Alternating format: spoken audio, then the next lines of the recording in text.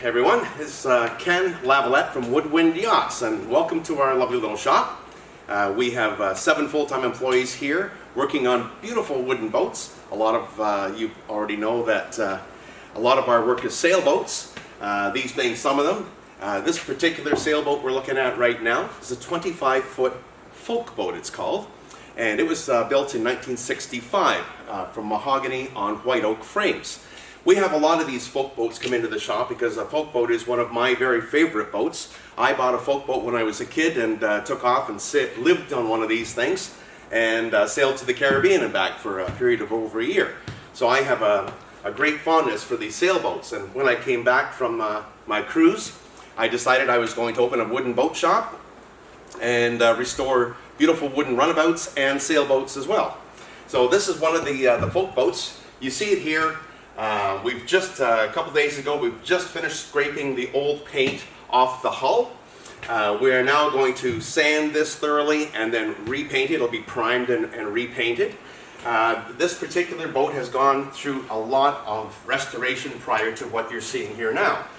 The bottom planking, basically, other than a couple of planks here at the bow, on the port bow, the bottom planking has been replaced basically from the water line down.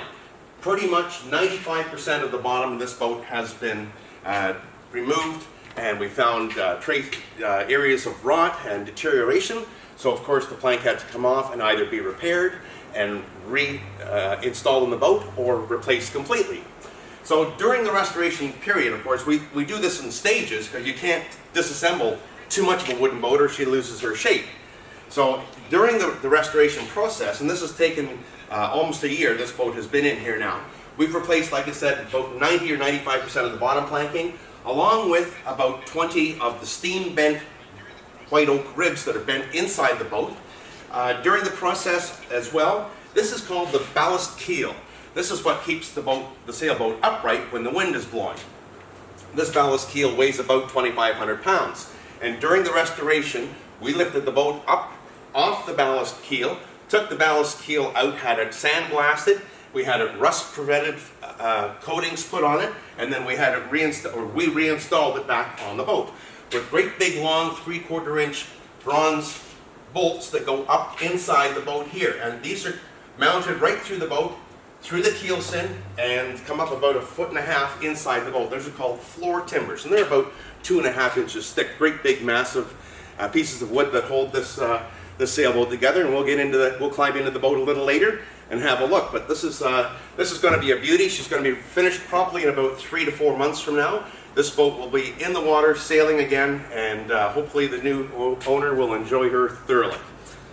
Here's the bolts that go right down through these floor timbers, right down, that hold the ballast keel in place. And there's 7 of these. And the keel is glued on to the keelson with 3M 5200. But it's also, there's 7 of these 3/4 inch keel bolts going right through, holding the keel on the boat. But all the ribs in here that you see and all the planking is all new. It's been sanded, getting ready for its final coat of paint. Right now we're building the galley. There's going to be the cupboards, and the drawers have been made. And there's a little refrigeration system going in this boat, but all that's being built now, as you can see. And then of course it'll all be refinished at the end. There'll be floorboards that go in here, make it a lot easier to walk around in here. It looks like it's a long way away from finishing, but we're hoping to have this done by late July or August, and actually in the water this summer, probably midsummer. Right in front of me here we have a 1954 15-foot Lakefield Mohawk. She's in for extensive restoration. We've just finished putting about 56 or 57 new ribs in her. Every rib in the boat was replaced, along with the transom. As we're replacing these ribs, we will take out 3 ribs and leave 6, and then take out another 3 and leave 6. And then we refinish the boat in those areas where those ribs are removed.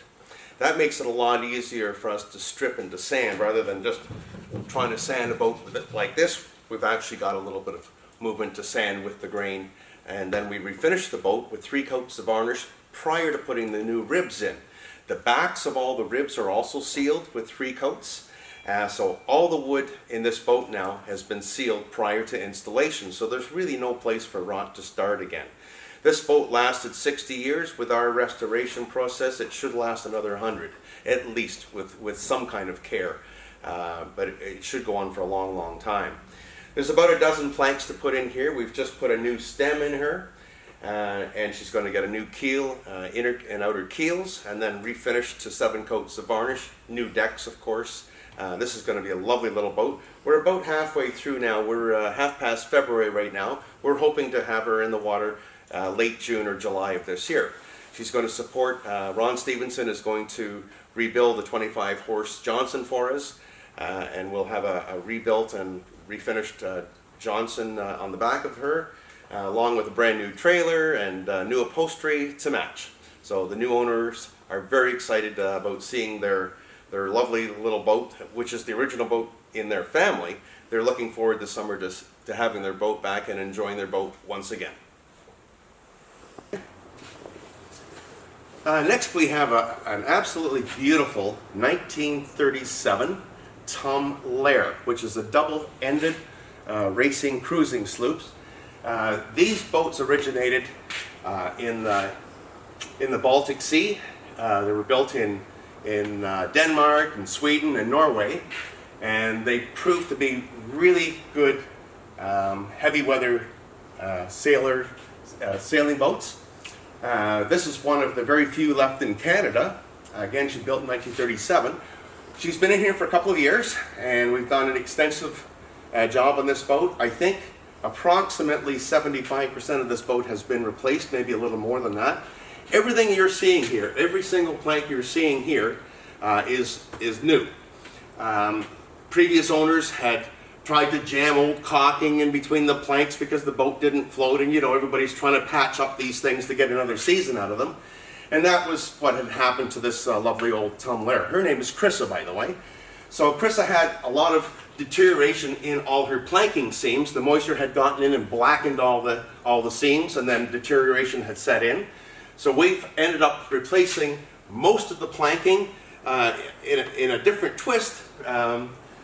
A lot of the bottom planking was actually in fairly respectable shape. So during the course of the restoration, of course, all the planking came off, got inspected and repaired, but we were actually able to manage to save about half or 2/3 of the bottom planking. But everything that you see here from the waterline up is new.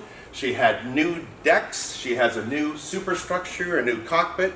We rebuilt and reinstalled the original 1937 one-cylinder 5 horsepower engine, and then we'll have a look at that a little later on. But again, Chrissa, we're just dotting the I's and crossing the T's now. She'll be in the water this summer, probably May or June, floating again at the port of Newcastle. So we're looking forward to sailing and racing her once again. Well, here we have a 1962 Correct Craft Atom Skier is the model of this boat. It's a 15-foot plywood boat. We've done an extensive amount of work to this boat. What you're looking at is our new transom, new decks, new splash rails, new framework. Probably 3/4 of the boat has been replaced. She was originally built in 1962, and she was used in Cypress Gardens. This boat used to pull a multitude of water skiers, and the family that owns her now actually purchased her from the establishment in Florida and brought it here to Canada, and they've been using it for many, many years, up until about 10 years ago. Then, of course, the wear and tear got ahead of them, so they weren't able to use the boat for massive leakage problems, etc., etc. So now we've rebuilt the boat, and they'll be out sailing or out powering around the lakes this summer in their brand new Correct Craft. Fridays is paint and varnish day here at Woodwind Yachts. I don't allow anybody in the shop, and this black paint job was fresh yesterday when I painted this, so don't touch that.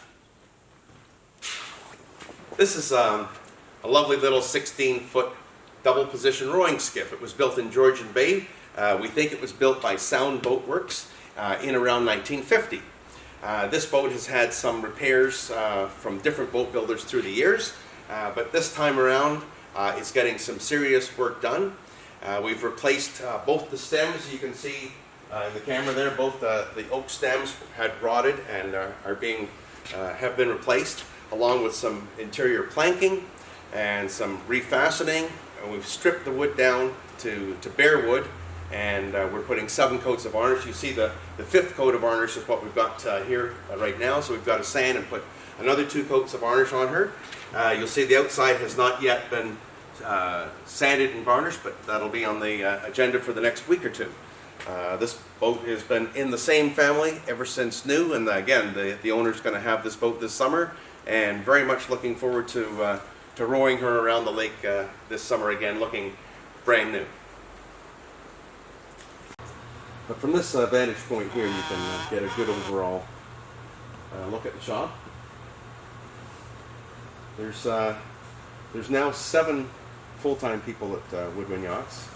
That would be including myself. It's a pretty noisy place Monday through Thursday. Nice and quiet in here on Fridays because Tom and I are in here painting and varnishing on Fridays. But we bring this stuff up here to sand and varnish all the seats and floorboards, hatches, grab rails, all that kind of stuff comes up here to get varnished. So yesterday, being Friday, paint and varnish day, we varnished a lot of the things that you're looking at now. We built several masts here, probably 18 or 20 masts over the years at Woodwind Yachts. So we're no strangers to building wooden spars, which is a very rewarding day when you're finally trying to put some shine to all the work that you've been doing all week.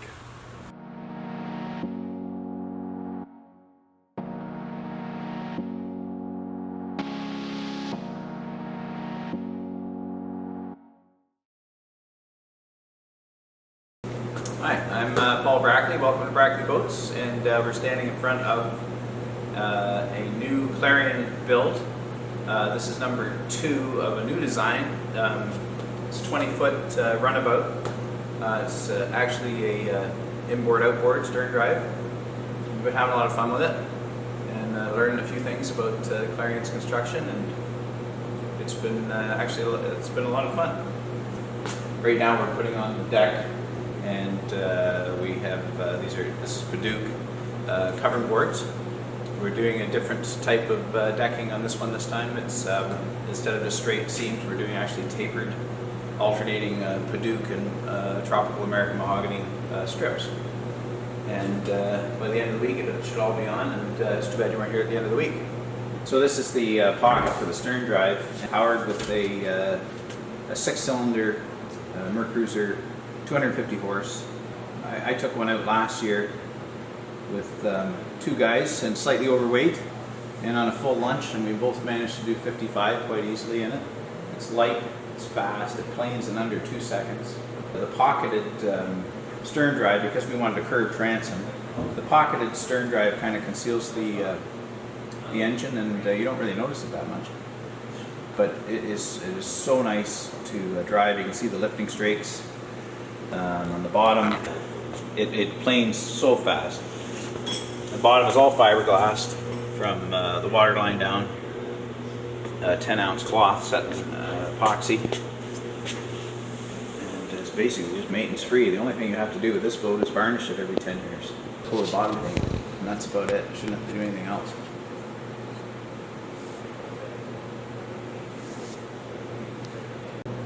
The best part about it is driving it. It is a lot of fun to drive.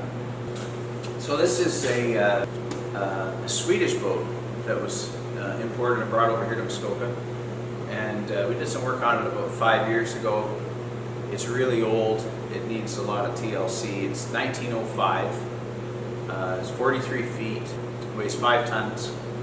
It has a single diesel engine in it at the moment, and it's here for a lot of the bottom is being replaced here. We've done a lot of frames already. It's very difficult to work on. It's everything has to be done on our back. We can't roll this boat. We just built a new skeg, which you'll see underneath the boat, which is actually it's a skeg shaft log skeg that was we had to build on the bench. It weighs, I think, about 500 pounds. We had to wheel it underneath to get it in and hoist it up with jacks. But it's in there now. We have some planking on the back end. I guess you would call this a glass cabin launch. And we have to replace some material. We're putting in a new washroom. And just a pile of work. And we'll take a look inside and you'll see what I'm talking about. So we had, this boat was steel framed every about 2 feet. And the steel had rotted out. So we did basically the same restoration as what Rambler had, where they cut, where a carpenter took out the steel frames, or he cut them back to where they were still good, and then he wood framed everything to complete the frame. And it's working pretty good. There's quite a few, there's a lot of frames in this boat. You can see the new keel, the new skeg, the shaft log, and keel. I couldn't remember the 3 things, but it's all built in one. It was a very complex piece. Had to be very accurate because, as I said before, it weighs about 500 pounds and you can't move it in and out to fit it. So we had very accurate templates of what would fit in the boat. This was the aft seating area, which there's no seats right now. We had to gut everything to get access. And forward is the main salon area, and then there's a washroom to the left, and which you can see my friend's tools are sitting on the old toilet seat as he frames up there. The old toilet was interesting. It's a beautiful porcelain piece, but it was just a funnel that shot straight out the side of the boat. I don't think it's up to code, not anymore, but we are now replacing it with an electric toilet and a holding tank. And there's a little galley to the right, and then forward you can see we've got the engine hanging there. We had to build a gantry just outside the boat just to lift the engine and let it hang so we could get underneath it and get some framing down under there and keel. So I can't get the engine out of the boat, not without cutting the roof or taking the engine apart. And a little 4-cylinder diesel, I was surprised, it's very, very heavy. I didn't think it would be that heavy, but it's a good thing we overbuilt the little gantry. It's going to have to stay suspended for a while. And you can see we've started doing some of the planking back here. And today I'll be back doing more. One thing interesting about this boat, and I really like, is they have brass plate butt blocks riveted. And we started doing that to match. And I really like it because the water flows right over top. A normal butt block can trap water because they're like 3/4 or 7/8 thick. Or the brass plates, they work really well. I like it. I may start doing that on other boats. And you can bend them to the curve on the sides. There's one old one up the side over there on the port side. You can see. There are a couple of wooden butt blocks in here as well, but that was some repair work that's been done over the years. The original ones are all the brass plates. Trivia, but it's interesting stuff. We're framing everything in white oak. Bottom planking is sapele mahogany. Keel is sapele. And that massive skeg shaft log is all solid sapele. And boy, was it heavy.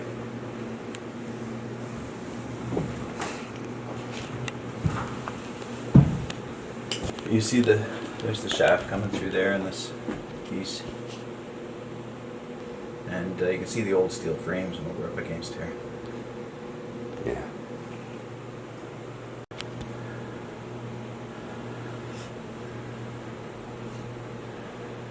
We're also putting a new hydraulic steering and an old chain, pulley, and wires and cable. And now it's going to be a nice hydraulic steering system and be a little more dependable. It used to fail on the owner all the time.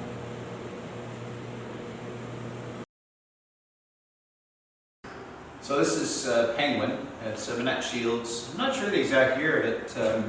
I think it's 1928. It's a sister ship to Flying Lady. Gary Clark did all the work to this boat. I'm not sure what year. Beautiful job he did. And it's here just for varnish freshening and some bottom painting and just some regular maintenance. And then it's going back to the water very soon, as soon as the ice is out on Lake Rosso. So we've just given it 2 coats of varnish. It was getting kind of grainy. It had been, I'm not sure it had ever had a freshening coat since it was built. But she's ready to go here shortly. Another week of work and we're done. Shed. The original deck for this boat is hanging in the barn.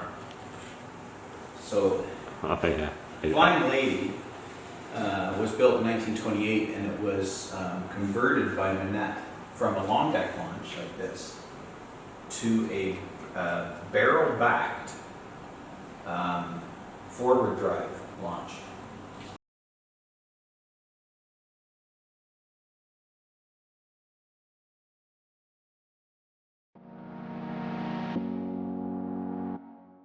Hi, my name's Kurt Hillman. We're in Milford Bay, just between Port Carling and Bracebridge.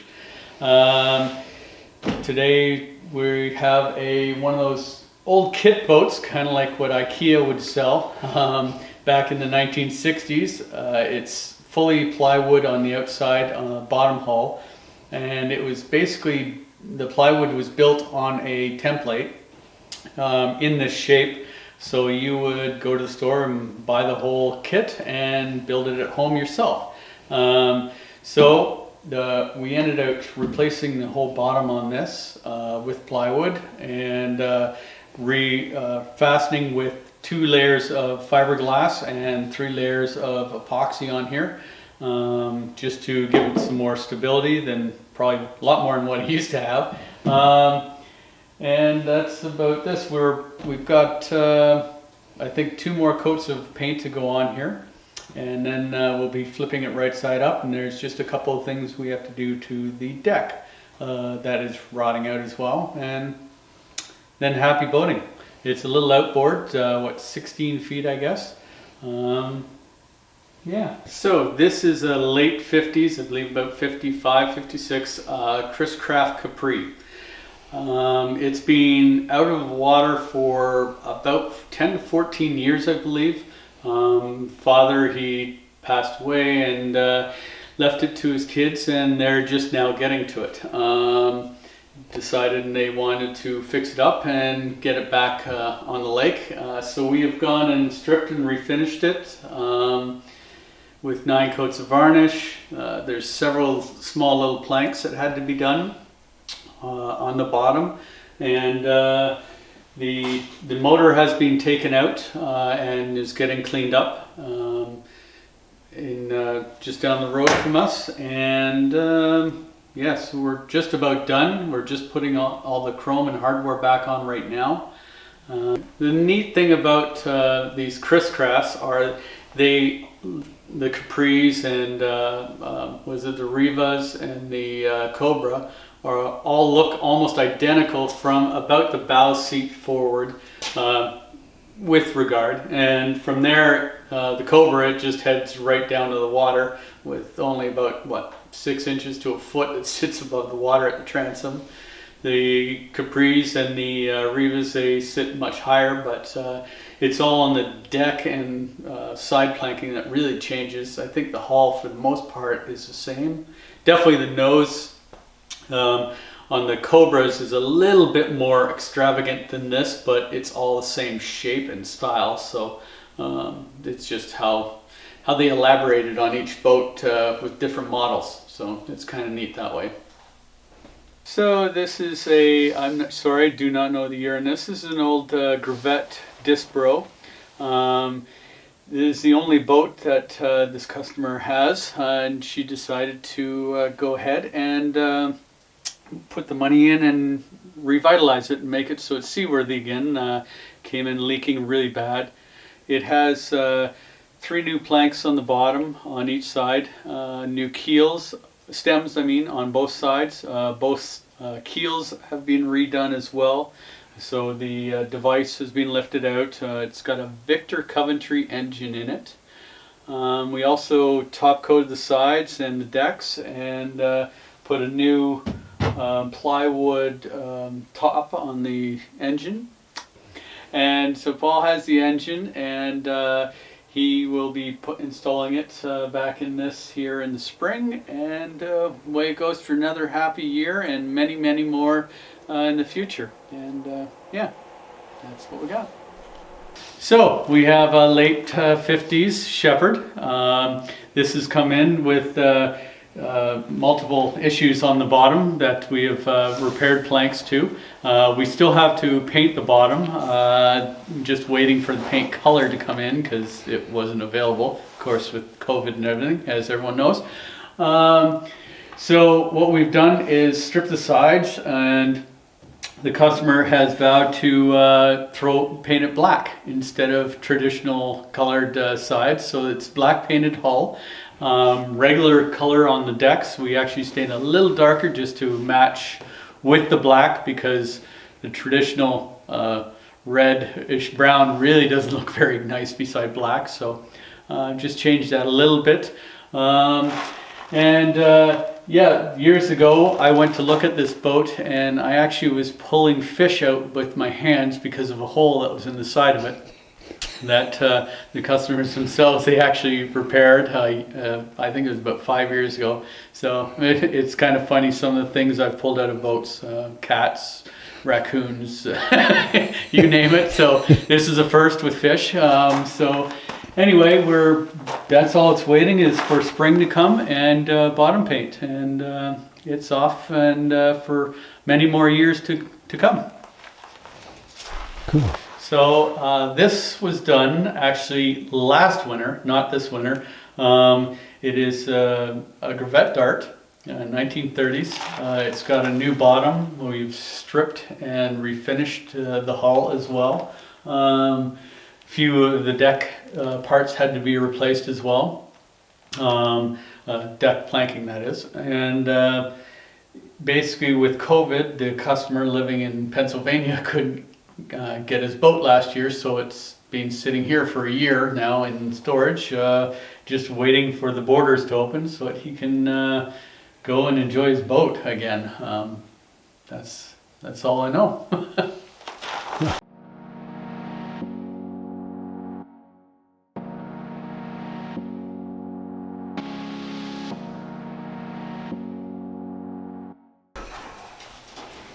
Hello, I'm Jeff Titshell, and welcome to my shop located in Lake Dalrymple in the Kawartha Lakes.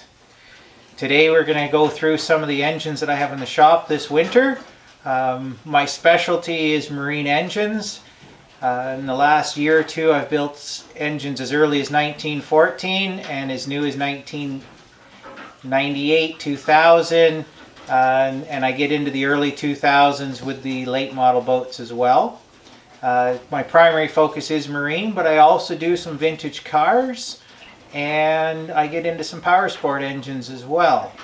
It doesn't seem to matter to me. I love all engines. I love working on them, restoring them, going from a straight long block like this one to a full restoration like this M7 Crown. It's something that I'm passionate about. And 3 years ago I left the company to venture out on my own, and I'm excited as ever to still be doing this, and it's a great way for me to make a living with something I love to do. Here we have a 4.3 liter. This is out of a later model fiberglass boat, roughly about a 2001. Unfortunately, they had an issue. They left the oil fill cap off and went for a boat ride. In doing that, it inherently sucked the oil out of the engine, and we had a failure. And this is supposed to look like this, and that's what happens when you run them out of oil. Unfortunate for the customer, it not only damaged the connecting rod, it damaged the crankshaft beyond repair, and his block here also took damage. It's cracked it inside the cylinder, and this went through the side of the oil pan. Thankfully I had a core motor in my inventory, so we have the same matching numbers block. I had an oil pan and a good crankshaft, and we're going to build this motor into this Volvo Penta. Here we have a early 350 GM motor. This one has recently been through the boring process, so it has been machined. It is ready for assembly. This is going in a gentleman's racer that Tim Butson at Butson Boats is working on for the winter. So I have to get my acting gear here in the next couple of weeks and get this thing built back up and get it out on the floor for a test run and get it prepared to go back in the boat so this gentleman can go boating this spring. Here we have a big block Chevy Marine engine. This started its life as a 454. A builder in Montreal put a stroker crank and turned this into a 489 big block. It's had an oil failure, and we're going to rebuild it and put it back to stock 454. This is in one of Dwight Boyd's custom built boats that is currently up in Muskoka, and this is a collaboration project that I'm doing with Whiteside Mechanical and Matt Fairbrass. So I'm going to do the build, and then he's going to dress it and install it and set it up. I had mentioned that this engine in front of me had an oil starvation issue that had created the damage internally. This is the oil filter adapter. This goes to the engine block, and then these lines would go to a remote filter location somewhere else in the boat. In this instance, the oil lines here do not swivel at the base here, and when they were tightening the line up, the line twisted underneath and they couldn't see it, and that's what starved the engine of oil. And you can see it has a memory to that location, but that did that, and it starved the engine oil and created the damage internally. Here we have an M7 Chrysler Crown. This is a 1940, and it's out of a Garwood boat that's owned by Patrick Keefe of Antique Marine. Again, it's another collaboration. Patrick's done a lot of getting the accessories rebuilt and getting the machining prepared, and I do some final machining, assembly, paint, detailing, setup, and test run. I love these motors. The Chrysler flatheads are one of my favorite. They inherently run very smooth. They're just a pleasure to work on. They've just become one of my favorites over the years. I just love the look of them. I love the shape. I love the sound, and just there's just something wonderful to work on. I get excited every time one comes in the shop to build. One of the things that we do when we do the rebuilds on these vintage motors is we more or less restore them. It's not just a simple rebuild the motor. There's paint, there's polishing brass and clear coating, there's redoing distributors and ignition wires. But one of the major things that we tend to do is take a 6-volt engine like this one, originally in 1940, would have run on a 6-volt system, and we convert them to 12 volts. In doing that, we have to do such things as update the starter and send it out to a rebuilder and get it converted to 12 volts. Do the same to the generator. We upgrade the coil to a 12 volts, and in this case we've gone to a Pertronics, which is the 2 wires you see there, so it's gone to an electronic ignition. These are upgrades that help with reliability, they help with starting, they make the boating experience hopefully more pleasurable because we're eliminating the possible downfalls of the earlier systems. And that's what we want. We want people to go out and enjoy these beautiful boats, these wonderful motors, and go out and use them, put some time on them, use them for what they're meant to be, and that is to be out and enjoyed with your family. Here I'm working on some water pumps. These are off Chrysler's. This is a customer's off his M47 Crown, and we were looking for a nicer gear set, so I pulled one out of my old stock looking for a good set of gears, which I found and will donate to this build. I also pulled this one apart. This was off an M7 Crown, but the gears are a different height, and they wouldn't work, so I had to go to the next core. And they're getting hard to get parts for nowadays, so I make most of the gaskets now. And gears, I do have a machinist that will machine me more gears. But in this instance, I had a perfectly good set out of this pump, and I knew that because I had replaced the gears in it not too long ago. And since I didn't have a new set on the shelf, I'm grabbing those to help the customer get boating here because he wants to get his boat in as soon as the weather breaks. Here we have a transmission that I have all apart. I've got it cleaned and serviced, ready to assemble. All of the parts have been cleaned and lubed and checked for wear. I have new transmission plates to go inside the transmission drum. All of the coupler, everything else has been cleaned and prepared for reassembly. Everything right down to the bolts. We don't even put them in dirty. They all get machined and wire wheeled. So this is off a Chris Craft ML. The engine's in for build. I also do the transmission side of things, so this is getting ready for assembly. I'll probably finish this up later this week, and then we'll transfer on to doing some of the engine work. Here. Okay, here we have a Buchanan rocket. This is one out of my own inventory. It's a spare motor for one of the Dukes that I have, like the one behind me. This is a later Buchanan. In fact, in this era, in the late 50s, early 60s, Buchanan was actually purchasing engines from Chris Craft and rebadging them. If I were to take this Buchanan symbol off the top and unscrew it, you would see the embossed Chris Craft on the manifold. Another way to also tell is in the serial number. On the serial number plates, if the serial number starts with a letter instead of a number, it was a purchased engine that they rebadged. And these engines came from Chris Craft. So this is a Buchanan rocket. It's a 95 horse. This is a rebuilt engine that I've been keeping around the shop in case I had some engine troubles in one of my own boats and I could do a quick flip and go and only be down for a couple of hours. Anyways, I will see if she'll light up for you here. Oh, you gotta plug it in first.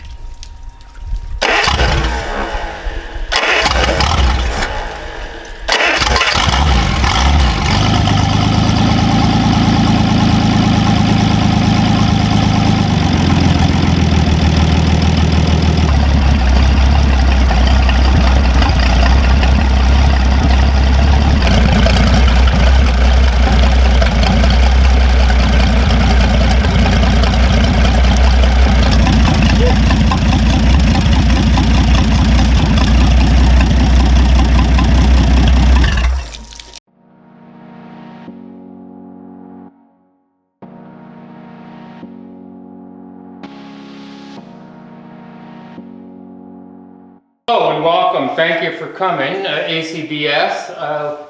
We owe you a lot of gratitude for the interest you've inspired in the product we're working on and the boats, and how you fostered interest in antique boats. This is a Duke Playmate, 1951 I think, or 52, and it'll go back up to Lake Joseph. I really believe these boats are worthy of fixing, and it's been a real privilege to spend my career creating a legacy out on the lake of these boats, and there's quite a few of them.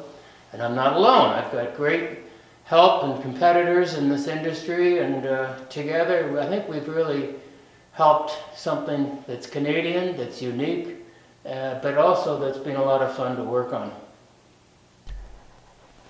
What I can explain here that generally happens is that grandfather gives me a call and needs his boat for his grandkids, and there's a family interest. There's a reason to spend more money than the market value might follow, and we begin by re-ribbing them and reframing them, and then new stems and transoms, and then we give it a new keel and replank it, but we hand the boat back for an amount of money that we're pretty familiar with, having gone through this a number of times. And It's really just a knack and a labor of love. But you learn how to do it. You give them their boat back. They get to, they'll enjoy it this summer. This one's not going to be repowered. Quite a few of them I am repowering now electrically. And that whole industry is changing every month. Battery power, fuel cells, that's the next thing on the horizon. And then the hybrid combination of both. That's going to change everything for, I think, not just antique boating, but boating in general. And of course, we'll all be driving electric cars in 10 years. So look to Toyota for their cutting edge, and then ask them to make something smaller for our purposes on the lake. But it'll happen in time.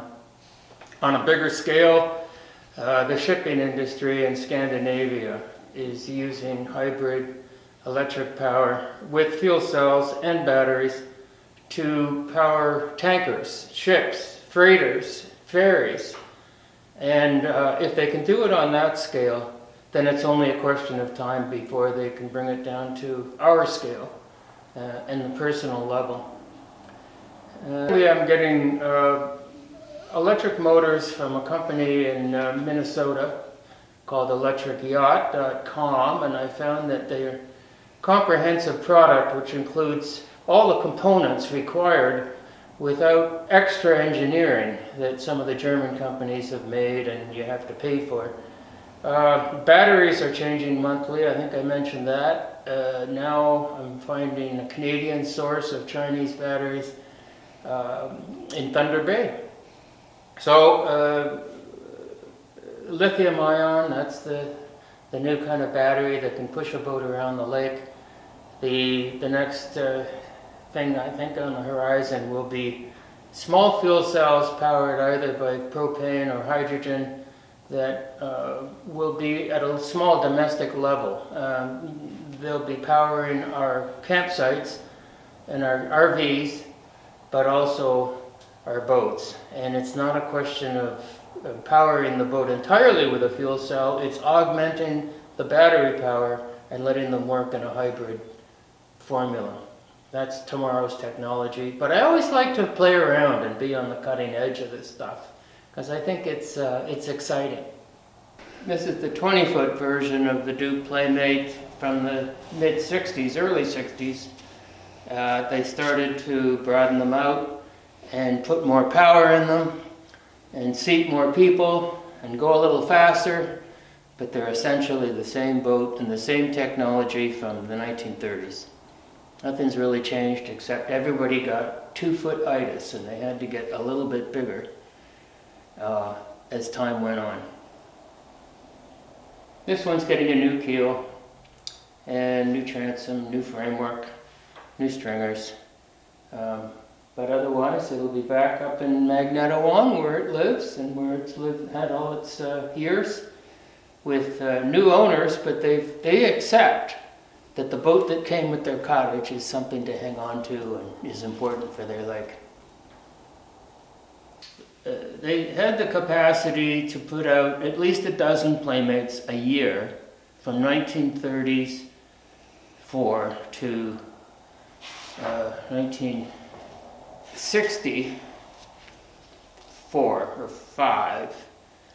And if you count those years times 12 and then add their other models, the 20-footers, 21-footers, 22s, some 24s, and then the oddball boats that are 30 feet, like Crusoe, that totals, I think, about 300 boats, 350 boats over the duration of those decades. And they did it with, I can't count the employees, I think they had 6 or 8 at a time. The ones we know about are guys like Lionel Cope, who worked 52 years varnishing boats, ate an apple a day for lunch, had good health, never was affected by paint, varnish, or stripper, or fumes, and had a clear mind up until his late 80s.